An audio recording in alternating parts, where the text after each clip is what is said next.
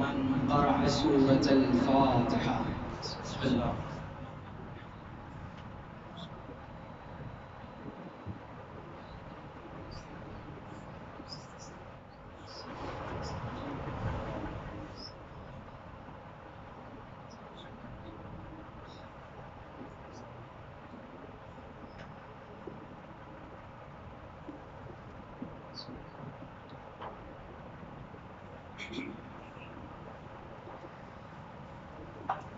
لا حول ولا قوة إلا بالله العلي العظيم.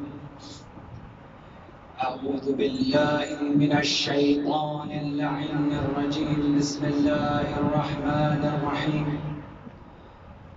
الحمد لله رب العالمين. الصلاة والسلام على رسوله الكريم،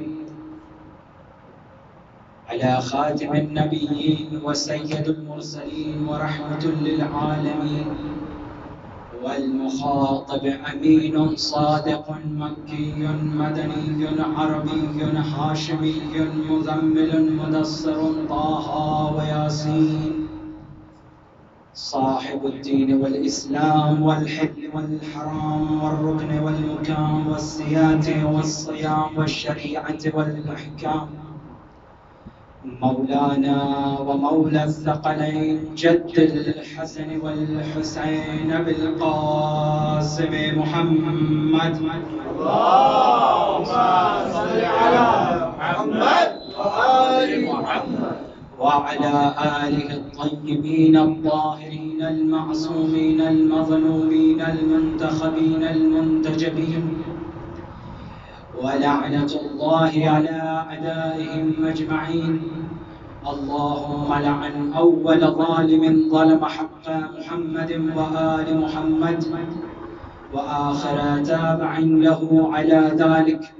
اللهم لعن العصابة التي جاهدت الحسين وشايعت وبايعت وتابعت على قتله. اللهم لعنهم جميعا. أما بعد، فقد قال رسول الله صلى الله عليه وآله وسلم: إن الحسين مصباح الهدى وسفينة النجاة. صلوات بر محمد وآل محمد. اللهم صل على محمد وآل محمد. سوگواران امام حسین علیہ السلام و ماتم داران سید الشہداء، السلام علیکم ورحمۃ اللہ وبرکاتہ.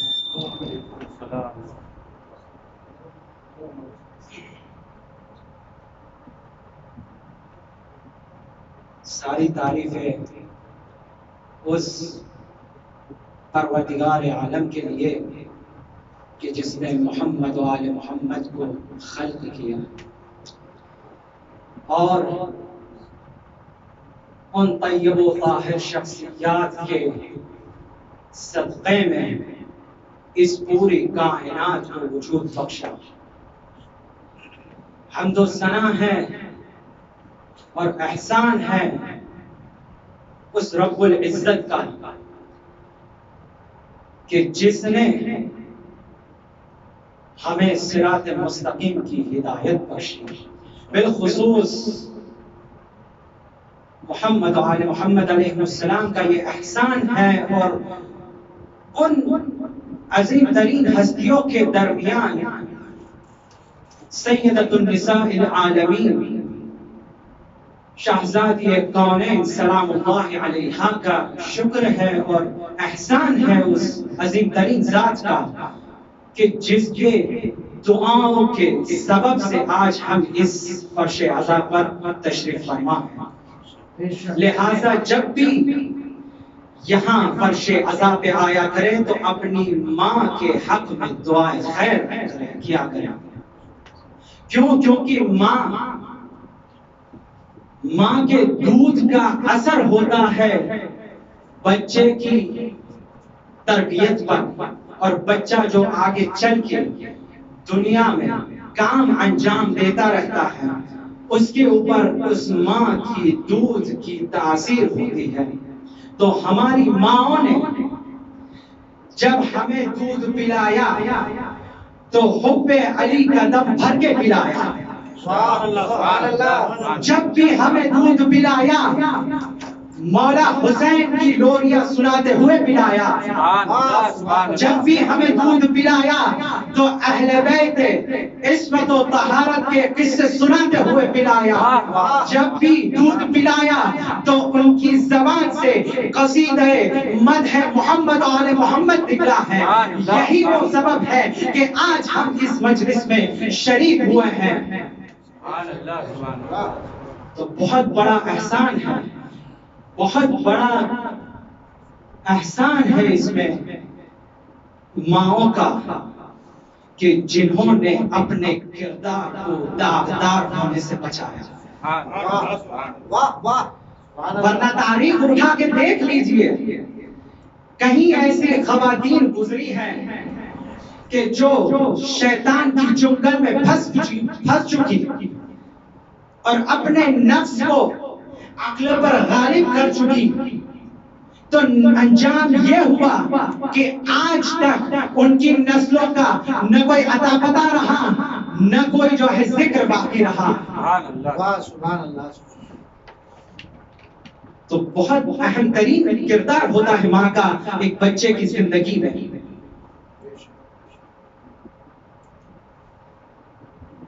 اور اس بارے میں گفتگو کرتے ہوئے جناب امام صادق آل محمد امام جعفر الصادق علیہ السلام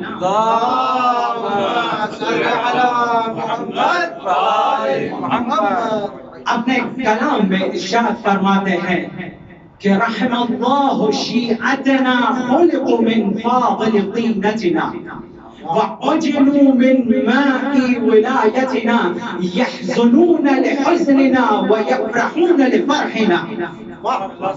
صادق آل محمد امام جعفر الصادق علیہ السلام اپنے کلام میں ارشاد فرماتے ہیں کہ خدا رحم کرے ہمارے شیعوں پر کہ جو پیدا کیے گئے ہماری بچی ہوئی مٹی سے، جن کے خمیر کو تیار کیا گیا آب ولایت سے، جو ہمارے غم میں غمگین ہوتے ہیں، جو ہماری خوشیوں میں خوشحال رہتے ہیں. سبحان اللہ. اور بہت سے لوگوں کا یہ اعتراض ہوتا ہے، تو میں اس کے بارے میں ایک تاریخی جواب دینا چاہتا ہوں. لوگ یہ سوال اٹھاتے ہیں کہ بھائی یہ تم لوگ رونا پیٹنا کیوں شروع کرتے ہو جب کوئی نئے سال کا آغاز ہوتا ہے؟ ہر جگہ یہ دیکھا گیا کہ جب بھی سال کا آغاز ہوا ہے تو وہاں پر جو ہے وہ خوشیاں منائی گئی ہے، وہاں پر جو ہے اپنے اپنے طریقے سے جو ہے خوشیاں بانٹی گئی ہے لوگوں کے اندر. مگر ایک واحد ایسا فرقہ ہے مسلمین میں سے کہ جو سال کے آغاز میں نئے سال کے چاند نمودار ہونے پر فرش عزا بچھاتا ہے، سیاہ لباس پہنتا ہے، ماتم مناتا ہے، روتا ہے، پیٹتا ہے. تو یہ کیوں مصائب کیوں بیان کیے جاتے ہیں؟ تو ایک تاریخی جواب اس کے بارے میں جو ہے مولانا نے عرض کیا تھا اور جو ہے وہ آپ کے سامنے آپ کے جو ہے پیش خدمت ہے کہ جب جناب آدم علیہ السلام نے توبہ کی تو پنجتن پاک کا واسطہ اور وسیلہ دیا، تب جا کے آدم کی توبہ قبول ہوئی. اس میں جب محمد مصطفیٰ کا صدقہ دیا، وسیلہ دیا، تب جو ہے آدم کے دل میں کچھ محسوس نہیں ہوا سوائے خوشی کے. جب آگے بڑھ کے امیر کائنات کا انہوں نے واسطہ دیا تب ان کے دل پر کچھ اثر نہ ہوا، بلکہ دل جو ہے اور مطمئن ہوا. جب انہوں نے آگے بڑھ کے سیدۃ النساء العالمین کا واسطہ دیا تب ان کے دل پر کوئی اثر نہ ہوئی. جب حسن مجتبیٰ کا واسطہ دیا تب ان کے دل میں کوئی جو ہے وہ حالت بدلی نہیں، مگر جیسے ہی مولا حسین ابا عبداللہ الحسین سید الشہداء کا نام زبان پر جاری کیا کہ دل غمگین ہو گیا. ایک مرتبہ سوال کرتے ہیں جبرائیل سے کہ اے جبرائیل، میں نے جب بھی इन 4 हस्तियों का वास्ता दिया, मेरा दिल गमगीन नहीं हुआ, मगर जैसे ही ये 5वीं अजीम तरीन हस्ती का नाम मेरी जबान से जारी हुआ है तो मेरा दिल गमगीन हो गया है। ऐसा क्यों? तब जाके जिब्राइल अमीन ने खबर दी है शहादत हुसैन की। एक से एक मसाइब जो मौला हुसैन पर पढ़ने वाले थे बयान करना शुरू किया। तवज्जो चाहता हूँ कि यहाँ पर जिब्राइल अमीन मसाइब बयान कर रहे हैं, अबुल बशर जनाब आदम मसाइब सुन रहे हैं। तो अगर ये जुमला कह दिया जाए कि मसाइब पढ़ना सुन्नत मलाइका है और मसाइब सुनना सुन्नत अंबिया है तो ये गलत नहीं होगा। एक सलवात पढ़े मोहम्मद व आले मोहम्मद पर। अल्लाहुम्मा सल्ली अला मसाइब सुनना ये जो है सीरत अंबिया में से है। अबुल बशर जनाब आदम अलैहिस्सलाम ने जो है तारीख में सबसे पहली मर्तबा मसाइब सुने हैं। तारीख इंसानियत का जो है ये रिकॉर्ड है कि जिसमें जनाब आदम ने पहली मर्तबा मसाइब सुने हैं और गिरिया फरमाया है। और जब हम ये फर्शे अज़ा बिछाते हैं, बहरहाल उलमा का मजमा है और साहिबान इल्म जो है वो तशरीफ फरमा है, बहरहाल उनके सामने ये मेरा बयान करना एक अपने आप में जसारत है, बल्कि मेरी एक कलाम सिर्फ यहाँ पर मौजूद लोगों के लिए नहीं कह रहा, चूंकि ये फुर्सत एक अजीम तरीन फुर्सत है। ये साल का मुहर्रम जो मर्जियत की जानिब से भी जो है बहुत ताकीद से गुजारने का जो है वो एक ताकीद में है, ताकीद में शुमार किया गया है कि जो है इस साल का मुहर्रम ऑनलाइन है। माशाल्लाह आज का जमाना जो है ऑनलाइन है, तो ये मजलिस जो है हो सकता है कल को कहीं पहुंचे। तो मैं जो है ये बात उन मेरे बरादरान अजीज की खिदमत में रखना चाहता हूं कि जो मसाइब में शरीक रहते हैं, अज़ादारी या हुसैन में बराबर के शरीक हैं, मगर कभी कभार ऐसा होता है कि हमारा जहन इस अज़ादारी के पीछे रहे मकसद की तरफ मुतवज्जे नहीं हो पाता है। बहरहाल कुछ लोग ऐसे भी हैं इस दुनिया में कि अज़ादारी में जैसे ही लोगों को अज़ाखाना सजाते हुए देखा, जैसे ही लोगों को काले या सियाह का लिबास पहनते हुए देखा, खुद ने भी जो है सियाह लिबास देने तक किए और जो है इमाम बाड़े में पहुंच गए। मगर इसका मकसद क्या है अज़ादारी करने के पीछे? तो अज़ादारी करने के पीछे बहरहाल बहुत बड़ा जो है मकसद छिपा हुआ है। एक आदमी, एक शख्स, एक मुहिब्ब मोहम्मद आले मोहम्मद में से इमाम की खिदमत में आता है। बहरहाल गालिबन छठे इमाम का दौर था, मगर जो है जहन में अभी जो है नहीं है, इसलिए मैं कह रहा हूँ कि मौला की खिदमत में एक शख्स आता है और कहता है कि मौला, हम जो ये मजलिस मातम और अज़ादारी बर्पा करते हैं ये क्यों करते हैं? ये जो छतों के ऊपर, जो घरों के ऊपर सियाह परचम लगाते हैं, सियाह लिबास लगाते हैं, उसका जो है फलसफा क्या है? तो इमाम ने जो है बहुत ही बड़े खूबसूरत अंदाज में जवाब देते हुए कहा कि सुनो, अगरचे हम ये एहतमाम न करते, अगर हम सियाह लिबास पहन के जमाने के सामने न आते, अगर हमारे घर को सियाह न करते, हम उस घर पे सियाह परचम न लगाते, मौला अब्बास का परचम न सजाते, तो ये लोग ऐसे ही करबला को भुला देते कि जैसे खतीब को इन्होंने भुला दिया। सुनिए कि मौला हैदरी सलामत नारा खैबरी, नारा हैदरी, वाह वाह वाह। मौला का मकसद समझिए, मौला कहना क्या चाह रहे हैं। क्यों मौला ने ऐसा कहा कि करबला को जिंदा रखना है हमें? करबला जिंदा है तो हुसैन का मकसद जिंदा है। ये जो हम मजलिस में रोते हैं सिर्फ रोने का नाम अज़ादारी नहीं है। अजीज़ान मोहतरम, बड़े ही अफसोस के साथ कहता हूं कि कुछ ऐसे लोग हैं, वाकई हम चूंकि एक ही कश्ती में सवार हैं कि जिसकी मिसाल जो है रसूल खुदा ने कश्ती नूह से दी है कि हुसैन की मिसाल कश्ती नूह जैसी है। हम सारे शियान हैदर करराम और जितने भी मुहिब्बीन मोहम्मद व आले मोहम्मद हैं वो इसी मरकज पे जमा होते हैं जिसे मरकज़े अज़ादारी कहा जाता है। ये वो कश्ती है کہ اگر کوئی ایک انسان غلط کام کرتا ہے تو جو ہے ہر کسی کو دکھ ہونا چاہیے. کیوں؟ کیونکہ اگر ایک آدمی اگر ناؤ میں چھید کرنا چاہے تو اس سے ہر کسی کی جان کو خطرہ ہے. میرے عزیزوں یہ نہ سمجھو کہ کوئی ایک کام کر رہا ہے تو کیا ہو گیا، نہیں، اس سے پورے معاشرے پہ جو ہے وہ اثر پڑتا ہے، اس سے جو ہے پورا معاشرہ اثر انداز ہوتا ہے. لہذا بہت افسوس کے ساتھ ہو رہی یہ خاصتاً اس سال میں جبکہ آج کے دن میں بھی لوگ جو ہے وہ اس فکر میں مشوش ہے کہ جو ہے عزاداری کس طریقے سے منائی جائے، کیونکہ مرجعیت نے جو ہے کچھ اعلان کیا ہے، کچھ شروط رکھی ہے اس عزاداری کے لیے، اور ہر کسی ملک میں اپنی سرکار اپنی گورنمنٹ نے جو ہے کچھ نہ کچھ قانون لگائے ہیں. تو اس قانون کو مد نظر رکھتے ہوئے عزاداری کیسے کی جائے، کیونکہ لوگوں نے جو ہے آج تک ایسا، بہرحال ہم کسی نے آج تک ایسا ماحول نہیں دیکھا. یہ پہلا ایسا محرم ہے کہ جس میں ہمیں اس مصیبت کا سامنا ہے. مگر میرے استاد محترم نے جو ہے بہت اچھی بات کہی ہے. انہوں نے قرآن سے ثابت کیا ہے کہ جو یہ مصیبت ہمارے سامنے نظر آتی ہے، خداوند متعال فرماتا ہے کہ مصیبت اپنے باطن میں بھی رحمت رکھتی ہے. اور کیجیے گا یہ قرآن کے جملے ہیں، میرے جملے نہیں ہیں. استاد سے سن کے جو ہے آپ تک منتقل کر رہا ہوں اس جملے کو کہ یہ مصیبت جو ہے اپنے آپ میں ایک رحمت ہے. یہ کچھ ہمیں سکھانا بھی چاہتی ہے، ہمیں کچھ تیار بھی کرنا چاہتی ہے کہ دیکھو اگر کوئی ایسا وقت آئے تو کیسے رہنا چاہیے. کیونکہ مومن کے لیے دنیا جو ہے وہ سجن ہے. الدنیا سجن المؤمن، کہ جو ہے مومن کو ہر طرف سے جو ہے امتحان سے گزرنا پڑے گا. اسی کا نام تو سجن ہوتا ہے. سجن میں کیا ہوتا ہے؟ مصیبتیں، سختیاں، یہی سب کچھ ہوتا ہے. تو بہرحال اپنے آپ میں بھی ایک جو ہے رحمت ہے. مگر ہم چونکہ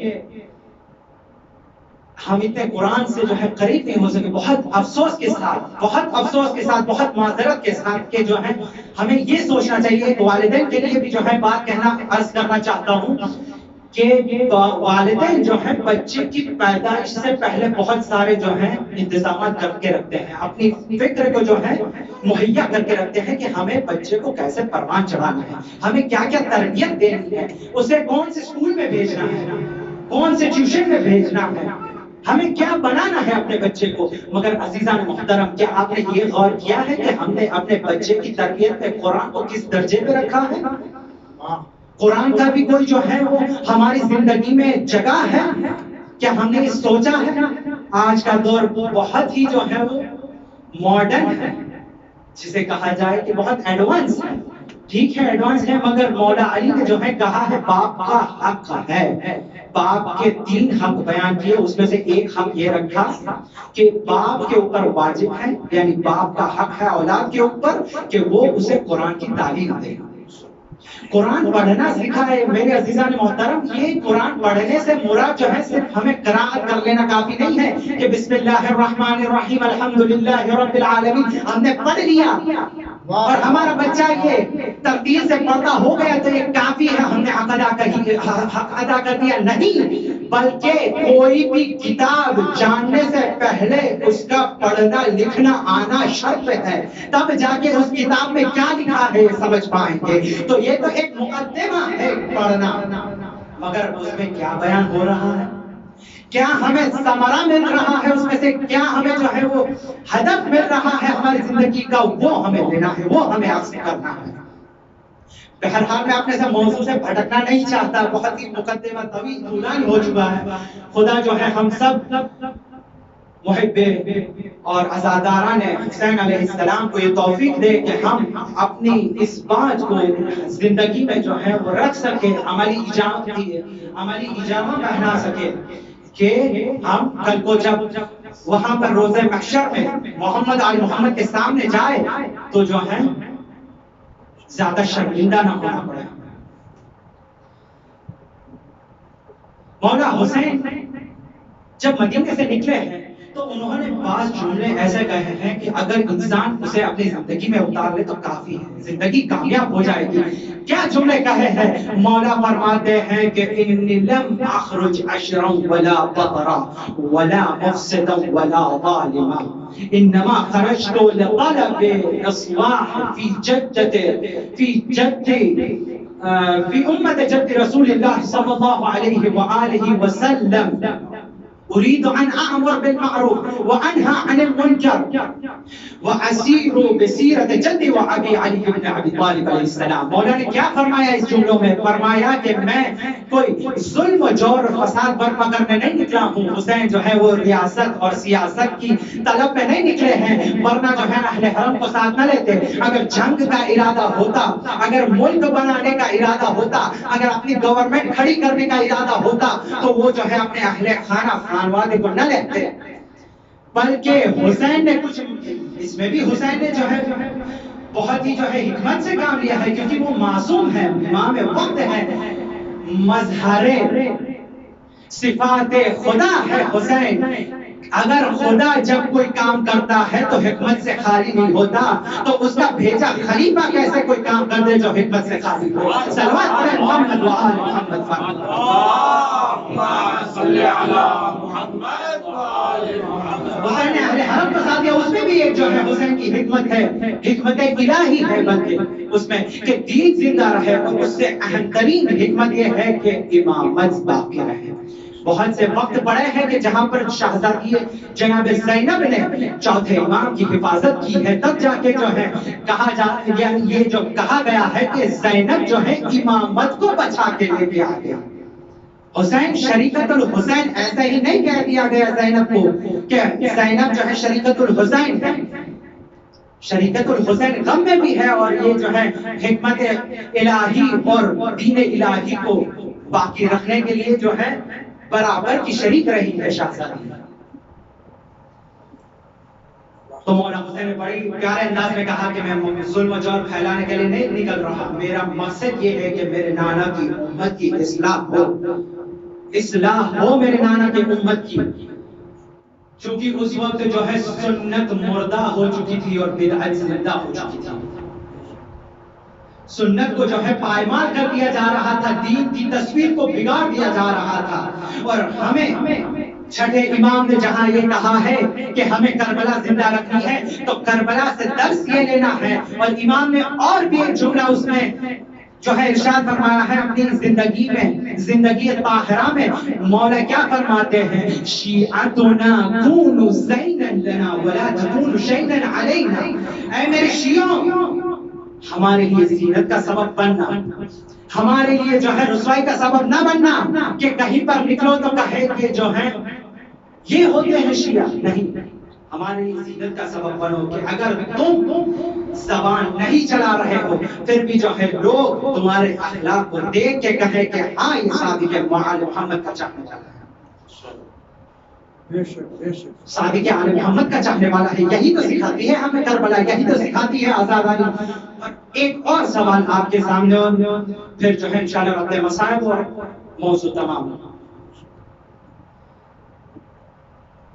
ہمارے نوجوان کے درمیان میں ہر سال یہ دیکھنے کو ملتا ہے کہ دشمن جب مرجعیت کی طاقت کو جاننے لگا تو اس نے بہت ہی بڑا کھیل کھیلنا شروع کر دیا۔ صف حسینی میں گھس کے، صف ماتمداران، صف عزادار میں گھس کے اس نے جو ہے لباس عزادار بھی اختیار کیا، صورت بھی اختیار کی۔ دیکھیں عزیزان محترم، یہ وہی سیرت اور صورت ہے کہ جو 1400 سال پہلے بھی باقی تھی۔ 1400 سال پہلے بھی یہی ہوتا تھا کہ دھوکے سے جو ہے اہل حق کی صفوں میں گھس کے ان کو جو ہے متفرق کرنا، ان کو ایک دوسرے سے جدا کرنا، ان کو حق سے الگ کر دینا۔ تو جب دشمن مرجعیت کی طاقت کو پہچان گیا تو طرح طرح کے اشکالات لانے لگا۔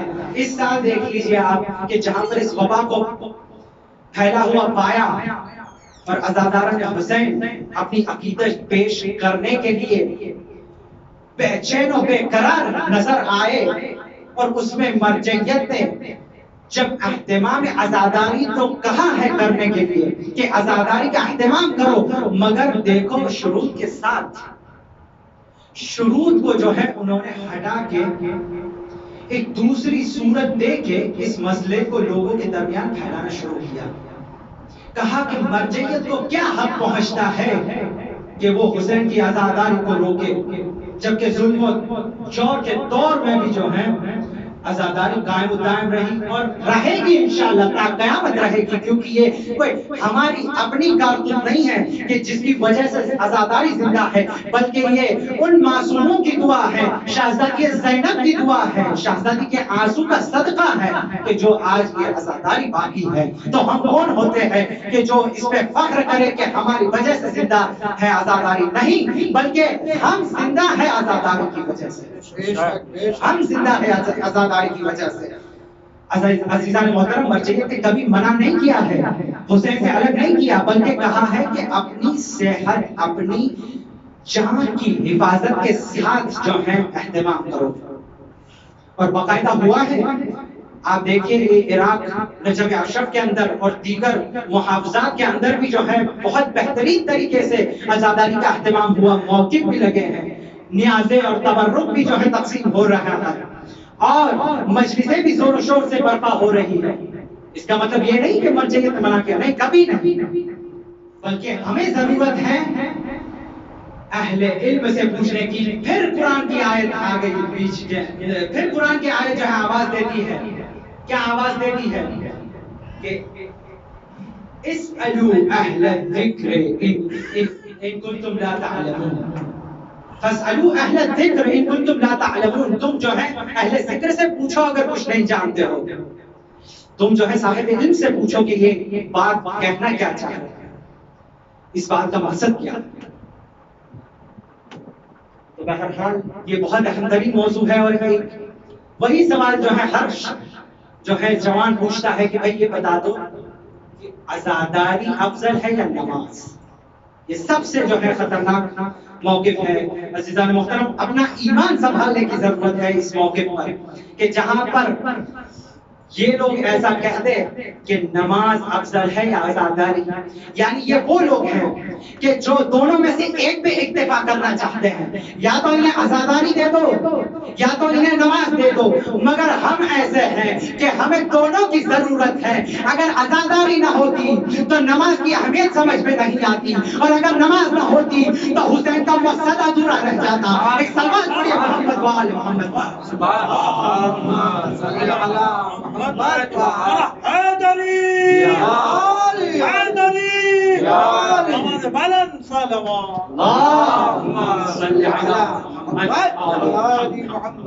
اگر عزاداری نہ ہوتی تو نماز کی اہمیت سمجھ میں نہیں آتی. کہ حسین نے جو جان دی ہے یہ بتاتی ہے کہ نماز کتنی اہم ترین ہے.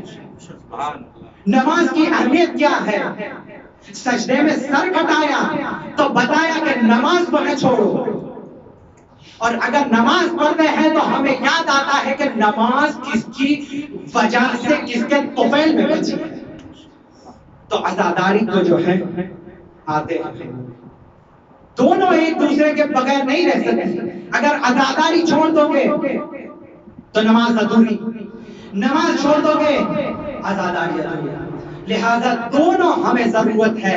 اسی لیے جب رسول خدا نے کہا ہے اپنے زندگی میں بھی اور آخری لمحات میں بھی کہا ہے کہ انی تارک فیکم الثقلین کتاب اللہ وعترتی اہل بیتی ما ان تمسکتم بہما.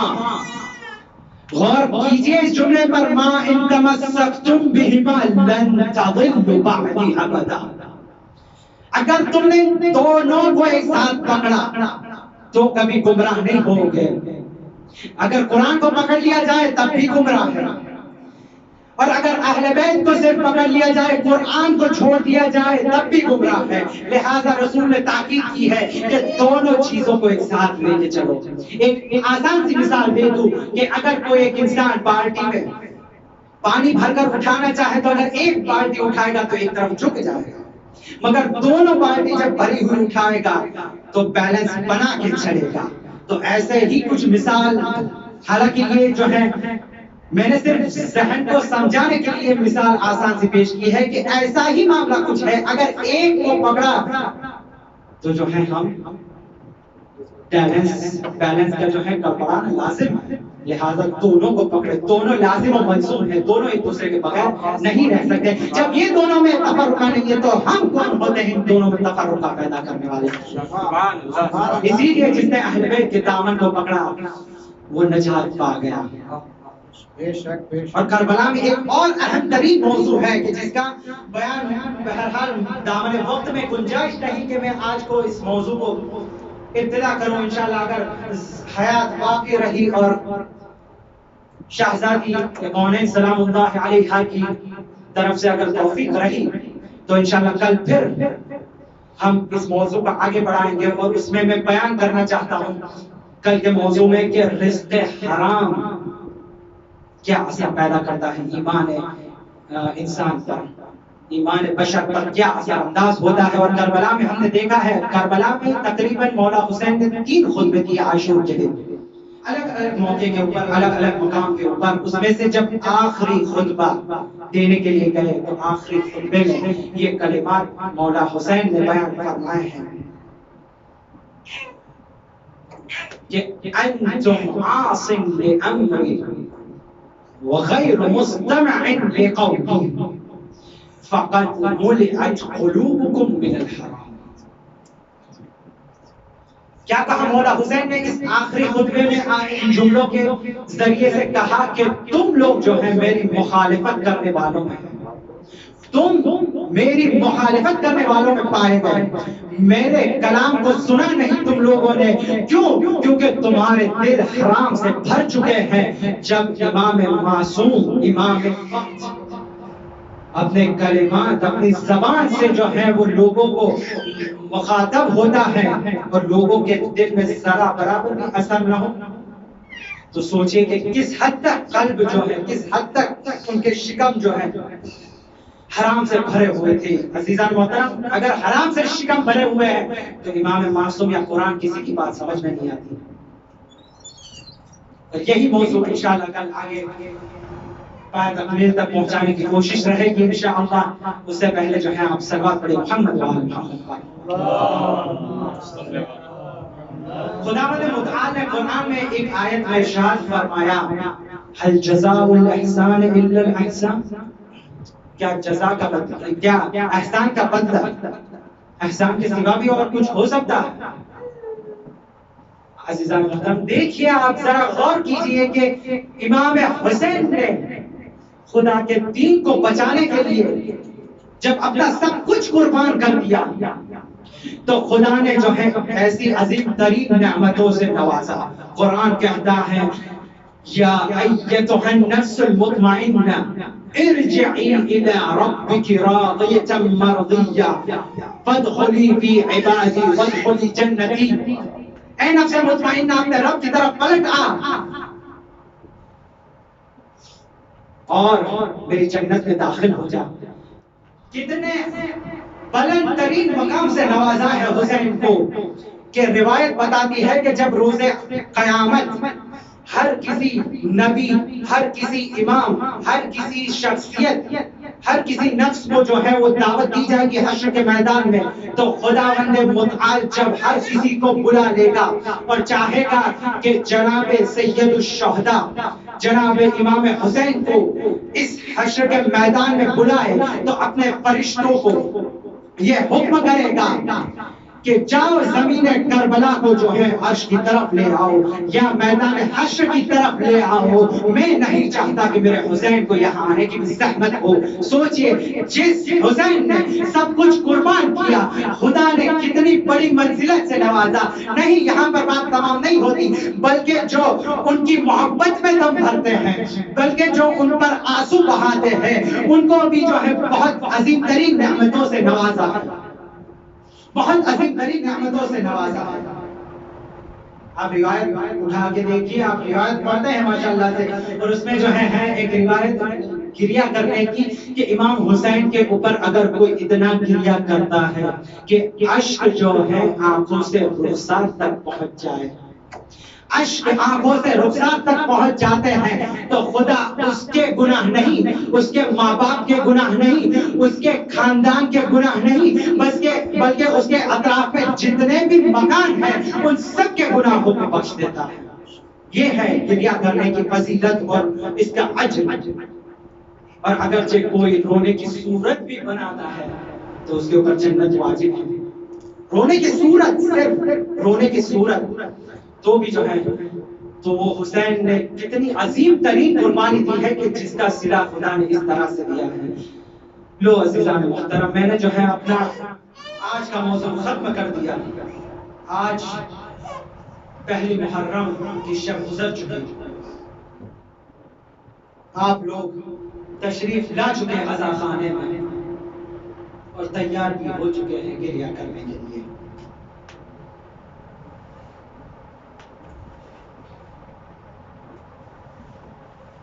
حسین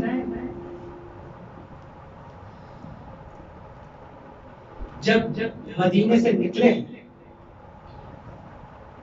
تو معلوم ہے کہ کون سی تاریخ کو یہ سفر شروع ہوا ہے کربلا کا؟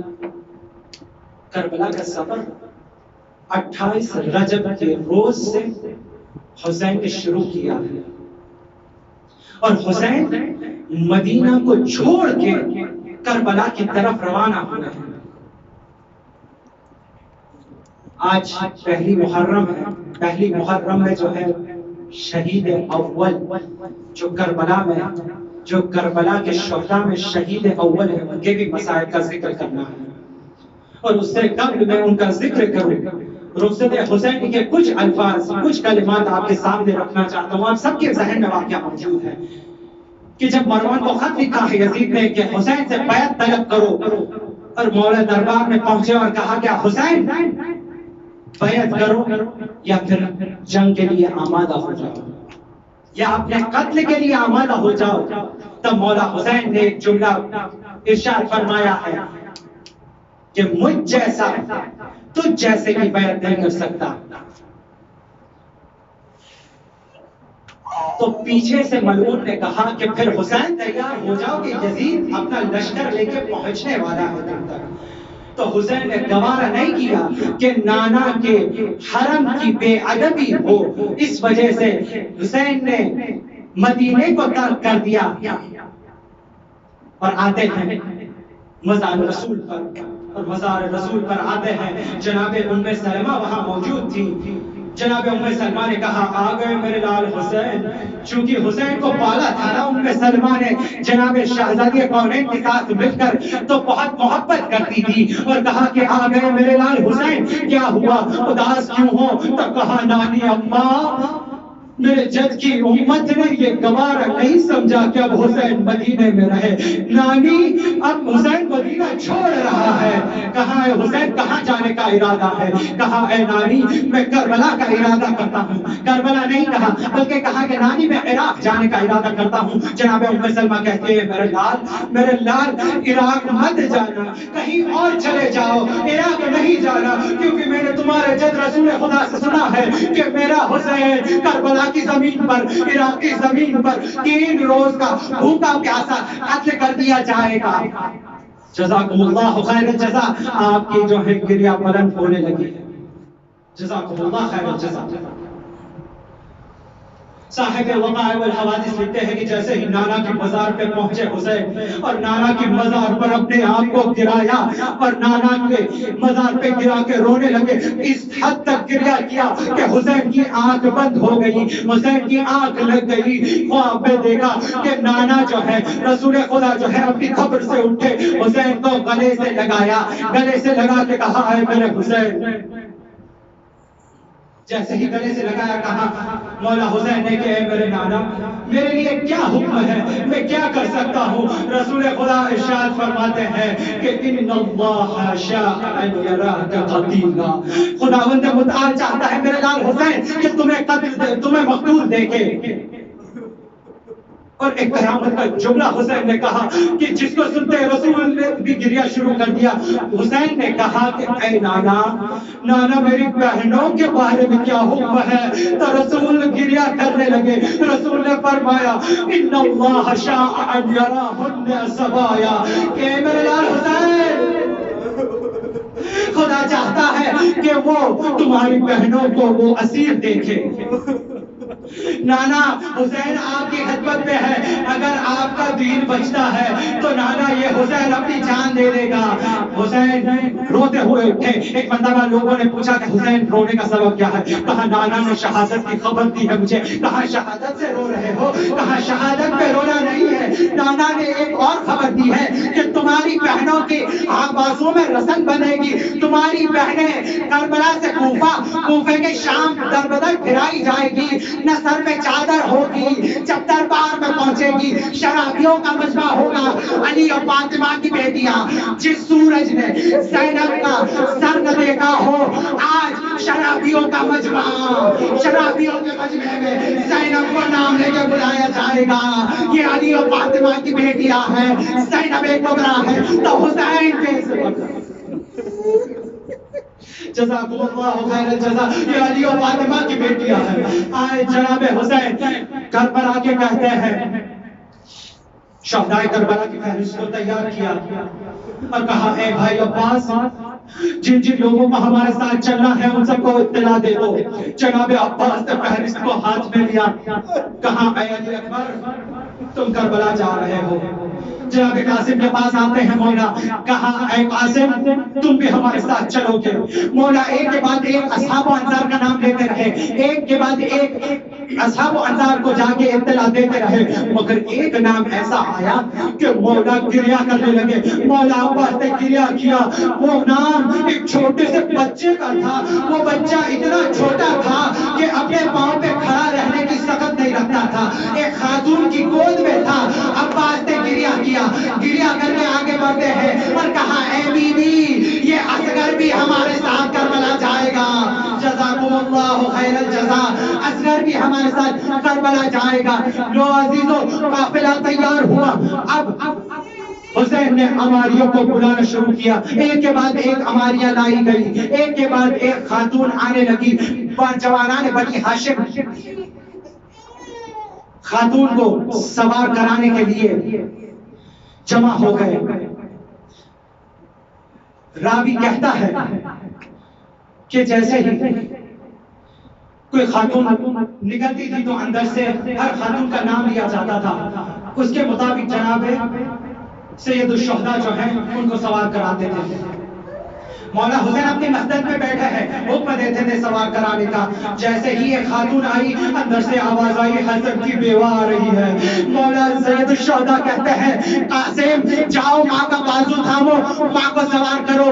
ایک خاتون پھر آئی کہ جس کے آنے کے بعد یہ آواز پیچھے سے آئی کہ علی اور فاطمہ کی بیٹی جناب ام کلثوم آ رہی ہے. مولا نے حکم دیا عباس بہن کا بازو تھامو, بہن کو سوار کرو. مولا آگے بڑھے, جناب ام کلثوم کو سوار کرایا.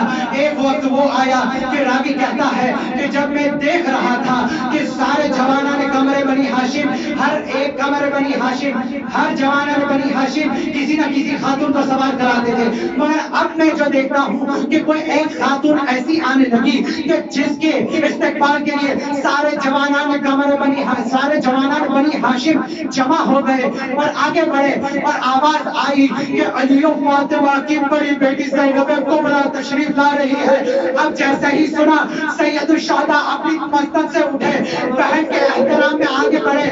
عباس نے زانو کو بچھایا. جناب علی اکبر آگے بڑھے. کہا آئیے بھکی ابا میں سوار کرتا ہوں. کہا تم سے سوار نہ ہوں گی. کہا جناب عباس نے اے میری شہزادی آئیے میں اپنا یہ خادم کو میں سوار کرنا ہے. شہزادی نے کہا نہیں عباس آج تم سے بھی سوار نہیں ہوگی. بالآخر میں جناب حسین آگے بڑھے. کہا اے بہن زینب آئیے میں آپ کو سوار کر دوں. کہا معذرت چاہتی ہوں بھائی آج آپ سے بھی سوار نہ ہوگی. مجھے وہ شخص سوار کرے جو 11 محرم کو مجھے محفل میں تم سے سوار نہ ہوگی. بھیا مجھے وہ شخص سوار کرے جو 11 محرم سوار کرے. جزاکم اللہ خیر الجزا.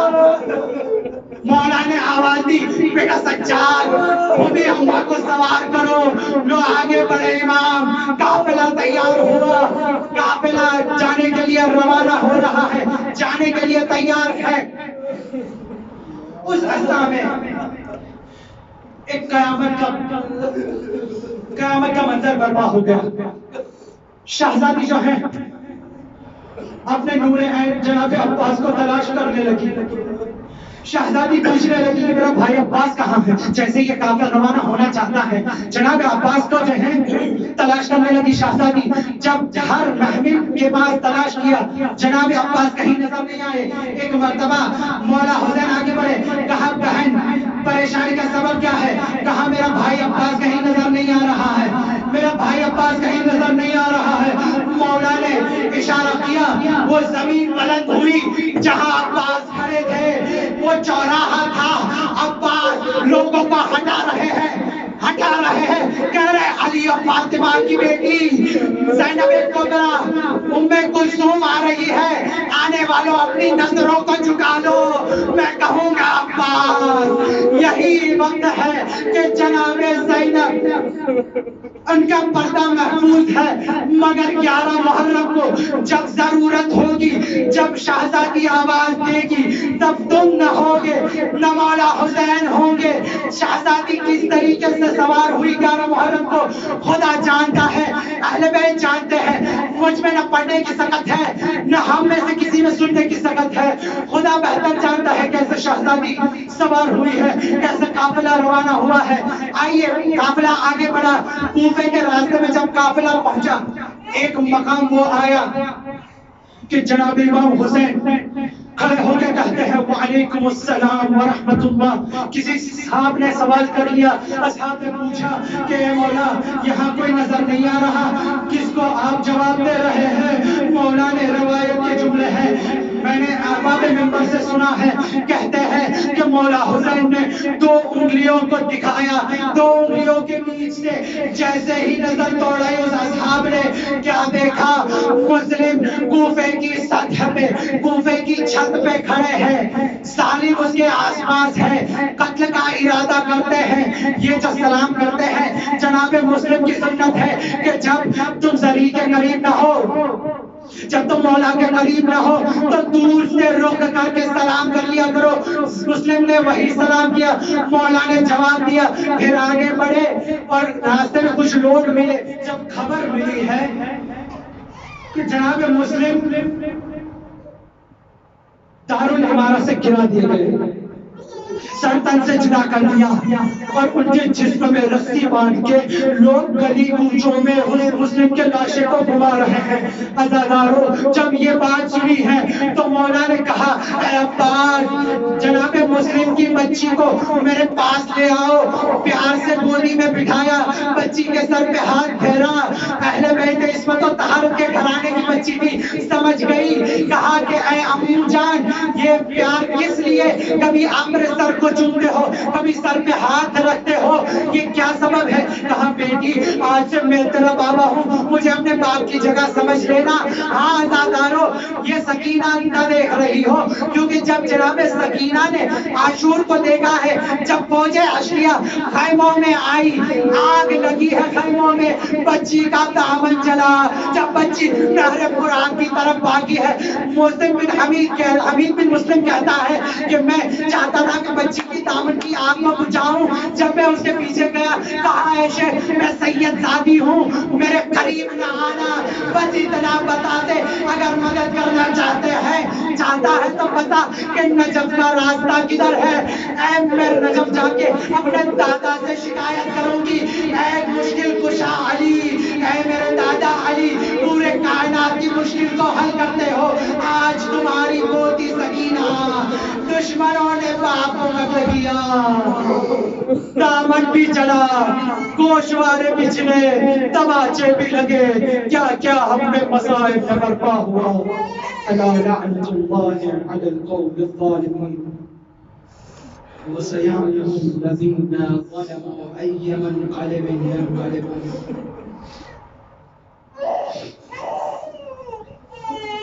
آئیے آپ سب اور میں مل کے مولا کے واسطے سے دعا کرتے ہیں، وہ دعائے معصومین کے جو جس سے توسل کرنے کا ہمیں حکم ملا ہے، وہ دعا کے مولا حسین کے جملے ہم بیان کرتے ہیں اور اس مالک حقیقی بارگاہ میں دعا کرتے ہیں۔